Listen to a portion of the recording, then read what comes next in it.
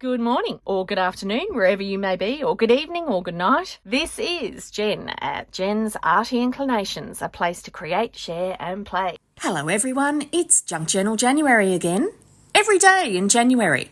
So down below in the description are the links for Meg Journals, our host, our lovely host, and Get Messy Art.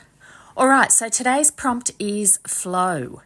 So I decided I'd muck about with watercolours because what flows more than watercolours? So I've sprayed my page, I've really saturated it, and I've sprayed over one of my watercolour palettes, and then I'm just going to play. So to begin with, didn't have a lot of idea of what I was going to do, so I just grabbed some, grabbed some paint and started dabbing. So here I'm just grabbing some blue, and I'm just going to kind of talk you through the process. Now, I was fine with this actually going to go through the page to the next pages because, that would add a bit more to those pages as well. When you do this though, if you just grab some baking paper and put it behind your pages, then you'll find that you won't have that problem.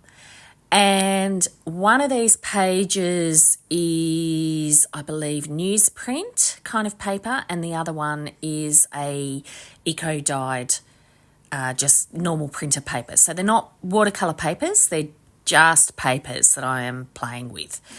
So there you go, that's your materials.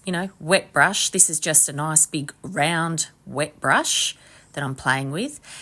And I'm using lots of water because I want lots of flow. And I kind of like doodling with watercolours as well. So you know how we'll get a pen and doodle? Yes, hello cat. Gosh, if it's not a teenager, it's a cat that interrupts. So doodling with watercolours is kind of really fun because it's really free, it's really hard to do accurately, and watercolour has a bit of a mind of its own. So yeah, that's a bit of fun, doodling something really complicated, flowers. So yeah, it really didn't matter doing a few squiggly lines, just letting the brush do its work. And in fact, the further back you hold the brush, the more loose your work is going to be. So I'm not thinking about that here.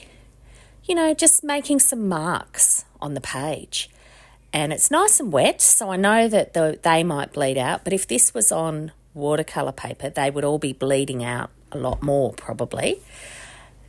And yeah, so there you go. Really just playing. Now I'm doing some little odd hatches up the side.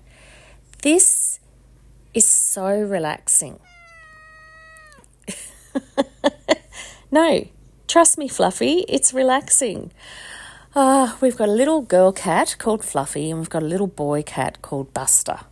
They were both from the animal shelter and they're very demanding. They're the most vocal cats we've ever had. We've had them for a few years now, but they're about 7 or 8 years old.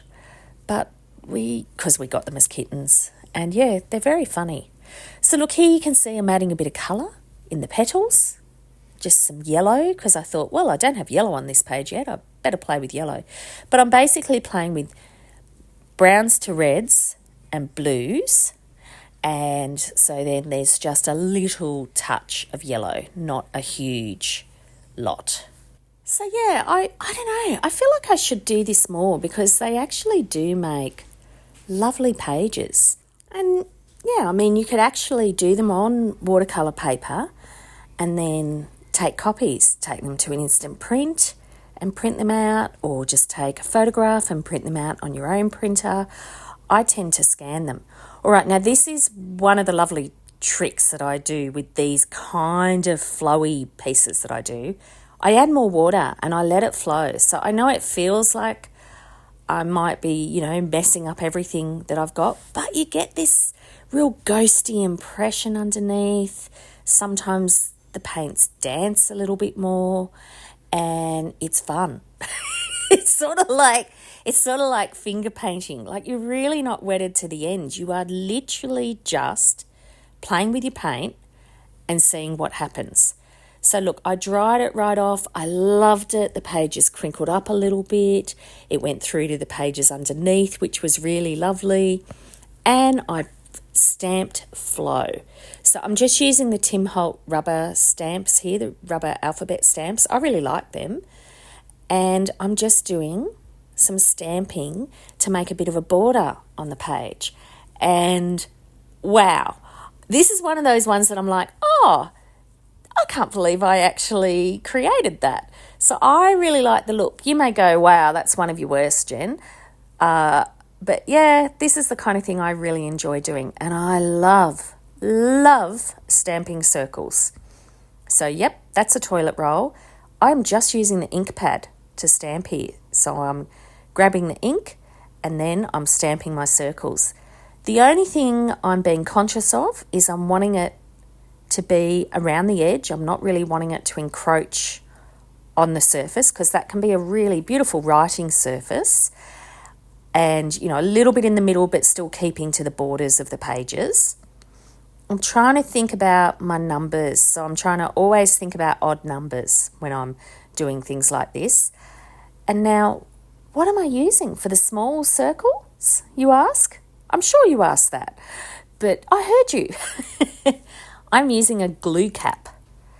So that is all that is just a glue lid. So when I do these kind of pages, I'm literally grabbing anything from around my desk to make a stamp impression. Lots of fun.